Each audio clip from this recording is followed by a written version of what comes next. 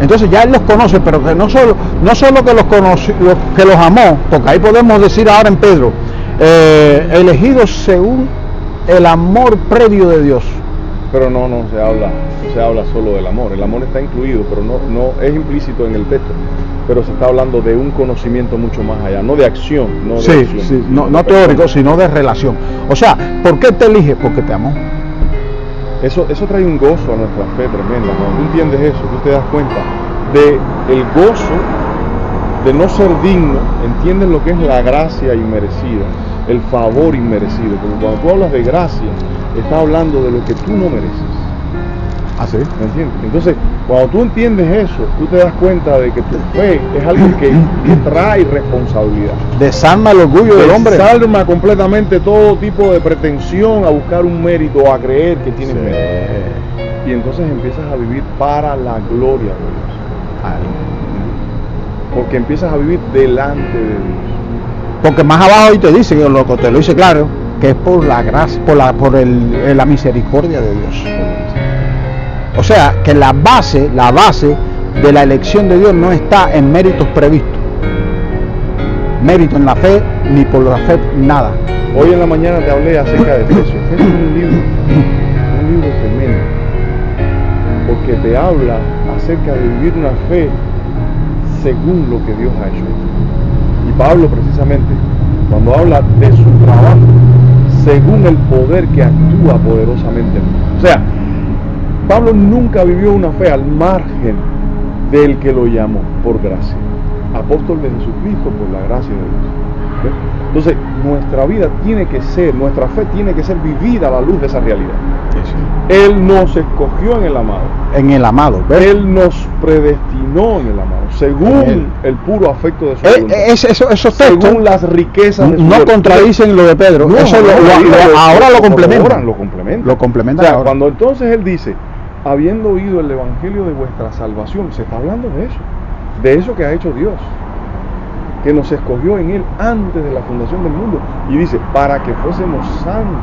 Y esa es la otra parte. Ahora dice, para que fuésemos santos sin mancha delante de él. Esa expresión te está diciendo que tu fe no se vive delante de ningún hombre, sino la vives delante de él, que, digamos, delante de quien tú estás siempre. Ese es el tip de la cosa. Entonces no. Ya tú te escapas de ciertos caminos que se han hecho que son equivocados. Porque si no, sí, él me escoge porque él vio. Él vio que tú eras él vio que iba a elegir nada, él vio que más allá de tu acción, te conoció en tu inmundicia.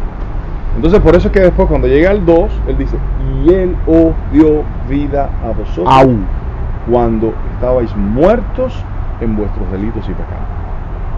Sí, lo mismo que hizo con Jacob y Esaú. Si este versículo responde esa preocupación que tienen los ministros de nosotros por la obediencia, que es una obediencia a una preconcepción que ellos han creado en la mente, pero el evangelio santifica a gente para obedecer, los capacita para obedecer. Porque dice, entre los cuales vivimos nosotros en otro tiempo. Ya esa expresión te está diciendo que ya tú no eres lo que eras antes, siguiendo la corriente de este mundo, según el príncipe de la potestad del aire, el espíritu que ahora opera en los hijos de desobediencia, entre los cuales nosotros vivimos en otro tiempo siguiendo la corriente de nuestra carne, el deseo de nuestra carne y de nuestros pensamientos, y éramos por naturaleza hijos de ira, lo mismo que lo es, pero Dios, ¿qué es? ¿ves? Entonces tú te das cuenta de que cuando tú recibes ese evangelio, es muy claro, no tienes por qué confundirte. Pero te está hablando de lo que es la obediencia, te está hablando de lo que era tu condición y de lo que tú eres ahora, hechura suya, creados en Cristo Jesús para buenas obras, las cuales Él preparó de antemano para que anduviésemos. No hay. ¿Cuál es la cosa? Ahora, cuando tú te enfrentas a una persona que no está dando los frutos de eso, tú le dices, ven hermano, te voy a predicar el evangelio para que tú te conviertas. No le hable de que tiene que ser obediente. No, porque es que él no puede ser obediente, porque él no ha sido santificado en su corazón para obedecer. ¿Ve? Porque dice, habiendo sido purificados por medio de la fe en la verdad, para el amor fraternal no fingido. amados los unos a los otros, entrañablemente de corazón. Cuando tú ves eso, tú ves a una gente que no está amando. Hermano, el amor es una característica de aquel que ha sido purificado en su corazón y cree la verdad. Y tiene fe en la verdad. Tú estás dando por hecho de que es algo que quizás no lo sea.